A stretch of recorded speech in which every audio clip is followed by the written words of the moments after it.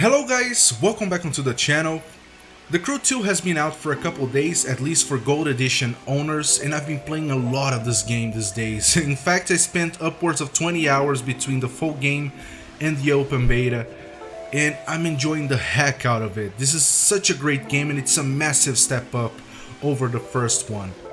And the only reason why I got the first one, I wasn't sold on that when they announced it, I wasn't sold on that when they released it, and the only reason why I got the first one was because I got it for free from Ubisoft. And no, that wasn't some sort of sponsorship deal or anything, it's just that people who actually bought the Assassin's Creed Unity when all that mess up about the Season Pass happened were given a choice of 4 games. You could get one for free, and one of them was The Crew, so I decided to go with that one, and I don't regret a tiny bit of my decision, because that game, even though I wasn't sold on it, was such a great game. It was such a fun game to play.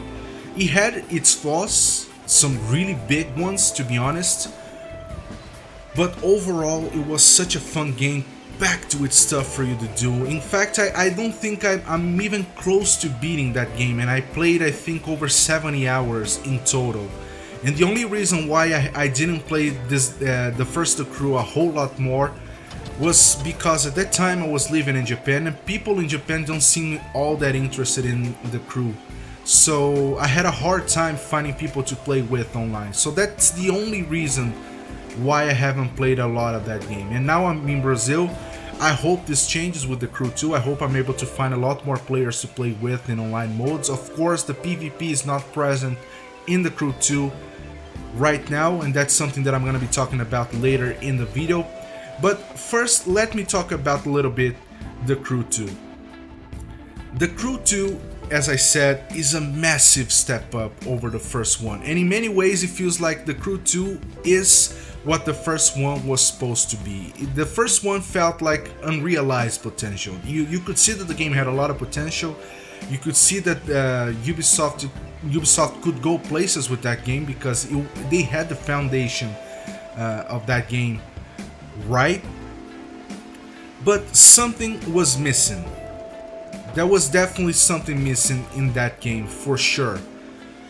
And I think two of my biggest complaints when it comes two of my biggest complaints when it comes to the first The Crew are actually the graphics. They did revamp the graphics I think a year later, but it still didn't look that great. When it launched, the first impression that I had upon booting up the game when it launched was it felt like it was a downgraded Watch Dogs, and I know that the Watch Dogs was downgraded in comparison to the E3 gameplay video that they showcased a couple years ago, but it felt like the Crew 1 was an even further downgrade of Watch Dogs 1. And then about a year later they revamped the graphics, they made it look a whole lot better, but still it wasn't that great. And my second complaint, and perhaps the biggest one, was related to the physics. To put it simply, the physics in the Crew 1 are garbage. They don't feel great. The cars feel way too slidey. It feels like you're constantly driving on ice, which is ironic because I'm currently driving on ice and it doesn't feel anywhere as slidey as the first one when you drove on dry asphalt. So that's an irony in and of itself. But it's funny because even though the physics weren't that great, the graphics weren't that great, I had a lot of fun with that first one. So that only goes to show that they got something right there. But with the second The Crew, let me start by talking about the graphics. That's the first thing you're gonna notice anyway. The graphics in The Crew 2 are massively better than the first The Crew. Period. There's no argument to be had here. You may find that this graphic, the graphics in The Crew 2 may not look as good as some other game, but when you compare it directly with what the Crew had, the first The Crew had, it's a massive step up, and it looks a lot better. The colors look a lot more bright. the whole atmosphere feels a lot more welcoming. The first The Crew had such a grim and dark atmosphere, and I don't think that fits in with the theme of open world games. When I play open world games, I want to feel this sort of welcoming atmosphere. I want to feel happy driving these cars. I want to feel enticed to explore the map, and the first The Crew just didn't give me any of that. And that's one of the things that Forza Horizon does very well. It has that warm, welcoming atmosphere. It has that uplifting atmosphere with the songs, with the graphics, with the background. Everything works together to present you such an uplifting experience. And that's, to me, what cars are all about. When I imagine myself driving one of these sports cars, I've never driven one in my life, but if I ever get a chance of driving one of these cars someday, I feel that I would be, I don't know, I would like to drive them in a sunny weather, just like Forza Horizon, just like the one Forza Horizon 3 has, Forza Horizon 2, Forza Horizon 1, all of them for that matter. And the first The Crew didn't have any of that. It was such a grim and atmosphere, a grim and dark atmosphere game that you didn't feel welcome. And the second The Crew changes that for the better. It has such a warming and uplifting atmosphere. Of course, I turned the music off for copyright reasons, but the music helps a lot in selling this atmosphere for sure. And the physics, man, the physics I think is the biggest star of this second one, because as I said, the physics in the first one was garbage, and I feel bad for saying that, because I know that there are hundreds of people working day and night in this game, and for you to come out and say that this is garbage is pretty much throwing their entire effort down the drain. But that's the truth. The physics in the first one are garbage, but the second one feels much better. First off, you have many more disciplines than the first The Crew had, and each one of the disciplines in the second The Crew feels like an entirely different game. The physics is so varied that let me start by talking about the street racing. The street racing is probably the first one that you're gonna get your hands on, and the cars feel very different. For example, if you drive an Audi TTRS, an Audi TT, let's go with that, it's safer. You're gonna see that the car feels a little bit slidey, it feels a little bit lighter. But when you start driving, for example, the Porsche 911 Turbo 3.0, man, it's a completely different game. The car feels a lot heavier, a lot more planned, and it feels way easier to drive. Now, let's take for example this Pagani Zonda that I'm currently driving right now. The car feels very fast, it feels very nimble, but it also has a hint of you know, that sort of drifting characteristic that some of these faster cars have, especially so if you take corners at very high speeds. So in only 3 cars you see 3 very distinct driving models that are gonna make for a varied gameplay style. Now, if you jump on, let's say for example, the rallycross discipline, it's an entirely different thing. The cars are gonna feel very different, as they do when you drive, for example, a drift car, a drag car, when you drive boats, when you drive motorcycles, when you drive motocross, when you pilot planes. Every single one of them feels very different. It almost feels like completely different games in each of these disciplines, and that's awesome to have. I cannot stress how important this is for me in a racing game. The sort of variation that feels fresh. It feels like when you go from one display to the other, you're gonna feel the sort of freshness that you get when you jump from one game to another one. And that's something that they did extremely well in this game. Now, another thing that I like to touch upon regarding The Crew 2 is that, as I mentioned before in the beginning of the video, the first The Crew had a lot of content for you to explore, had a lot of stuff for you to do. The second The Crew takes it up a notch. And what a notch that is, because you have the same stuff that you had in the first one. You had the activities, you have the events, you have all these different disciplines. For each one of the races, you have the normal difficulty and you have the hard one, and you may feel enticed to complete both because those are separate stats. So if you complete the normal difficulty, the hard one is gonna be left open, so you need to complete that if you want to do 100% of the game. You have the upgrade system that was present in the first one, although it has been toned down drastically because the first one felt like the focus was on grinding parts for your cars, and the second one, it doesn't seem to be the focus anymore. You do have the parts that you get via the loot system that they have in place. Every time that you complete a race, a couple of boxes are gonna drop by nearby your car, so you can collect them all. And they're gonna be reverted in performance parts and in some cases visual parts as well. And you have the upgrade system, as I said. You also have the leveling up, and new to the series you have the icon system. The first one you could go up to level 50, and I think once the expansions were released, they kind of increased the level cap to 70 levels. Now with this one, it looks like the leveling system is infinite, because I was scrolling. Let me pause the game and show what I'm talking about. So if you go here on pilot and go, I think, on timeline, yeah. So here you have the leveling system. So you have the rookie, the popular, famous, star, and icon one. That's where it all starts.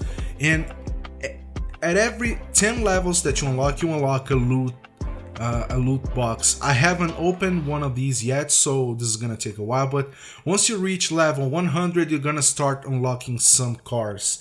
And the first one is the Camaro ZL1. So if I keep scrolling, you have a plane, you also have this sort of rallycross car, you have a boat, you have a BMW, you have a LaFerrari.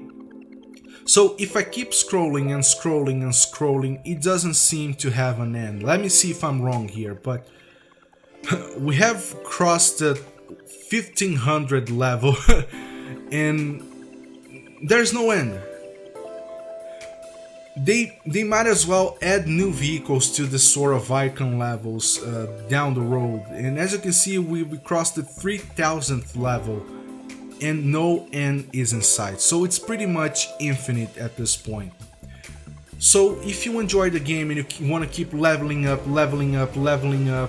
you're gonna get to crazy high levels in this game, which is awesome. I feel that when a game kind of has a level cap and you enjoy more playing the game offline, you have very little reason to keep playing once you beat the game. But that's definitely not the case with The Crew 2, especially so because at every 10 levels you unlock a loot box and possibly new cars once you go past LaFerrari, which seems to be the last car that you may be able to unlock in this game. So that's definitely a great thing in this game.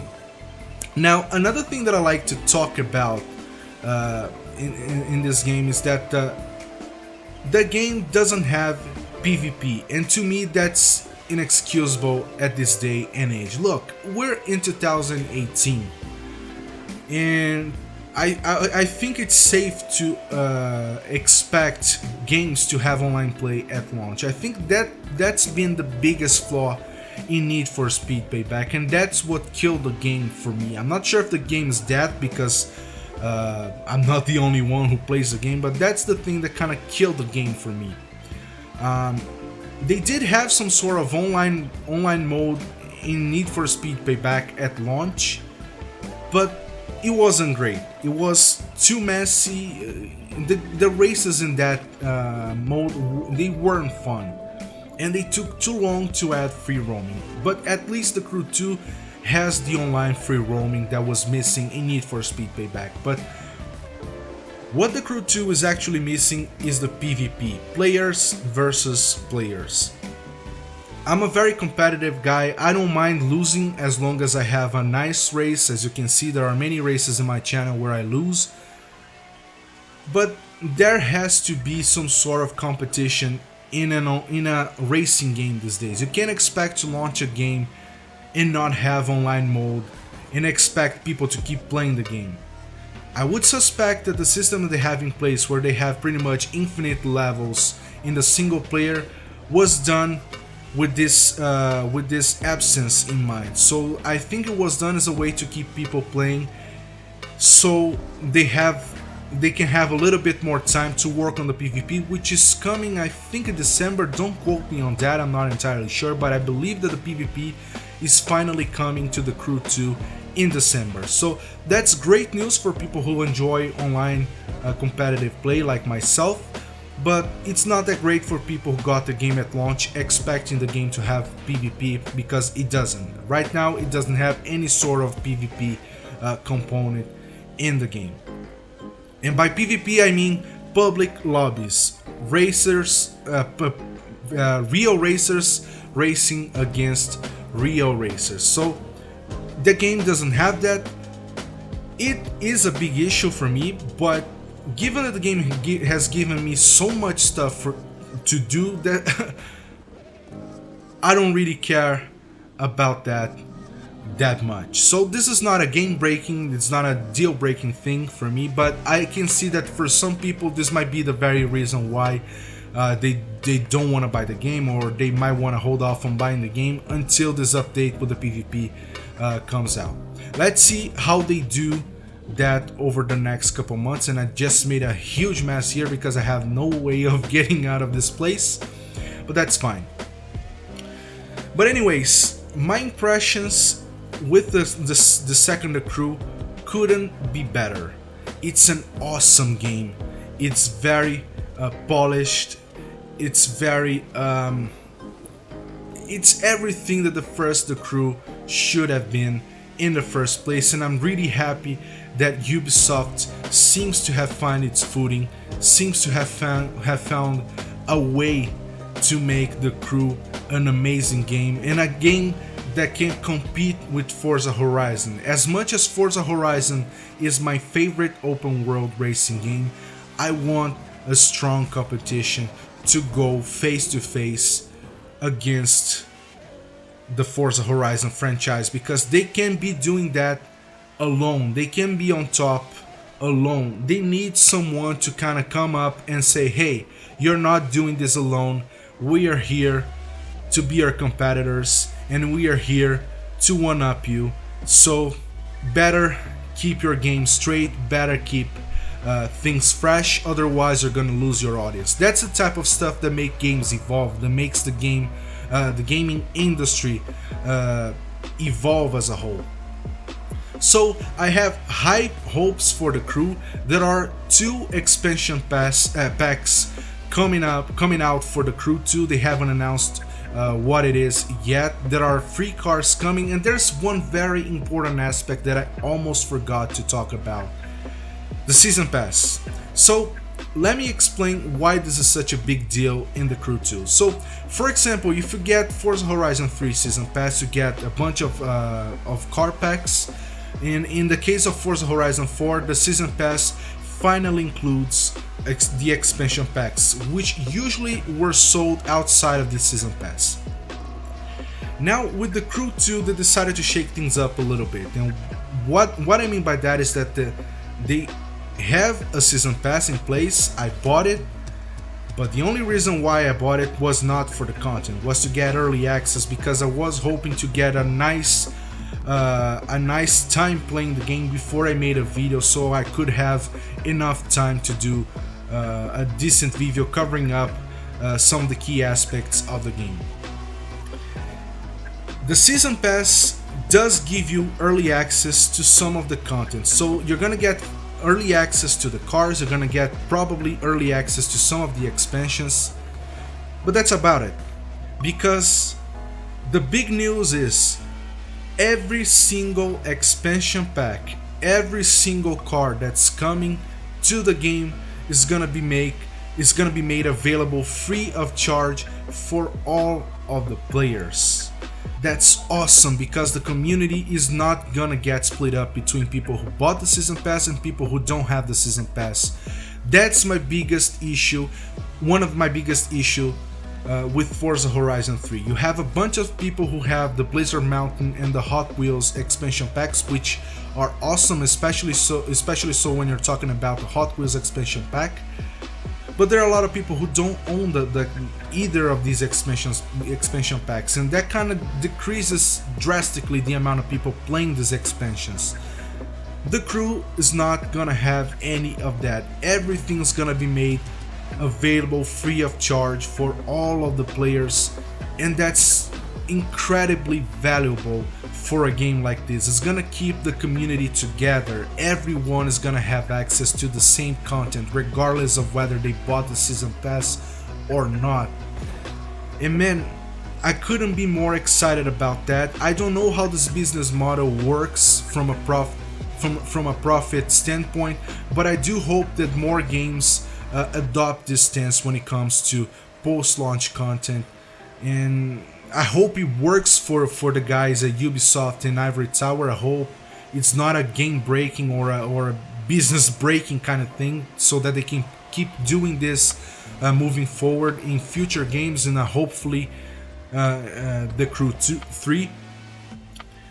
But this is awesome. I think a lot of people are gonna be happy about that. I don't think a lot of people are gonna have anything to complain about that. Who doesn't like free stuff, right? But yeah, these are all the great things about The Crew 2. There are a bunch of downsides to the game, of course, as any game has. The first one being the lack of a PvP, as I said. There are a couple of things that I don't think work that well. For example, some of the physics when you're jumping feel a little bit weird. I don't know, only when you start playing this game and you go through a jump in certain cars, you're gonna understand what I'm talking about. And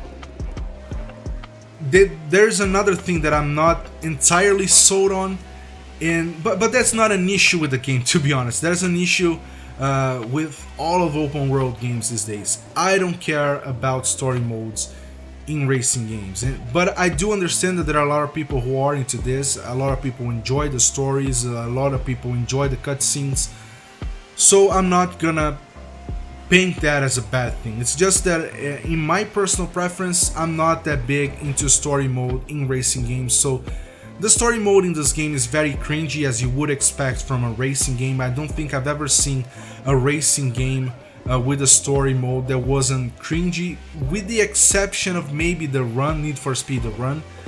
It wasn't a great story, but it wasn't an especially bad story.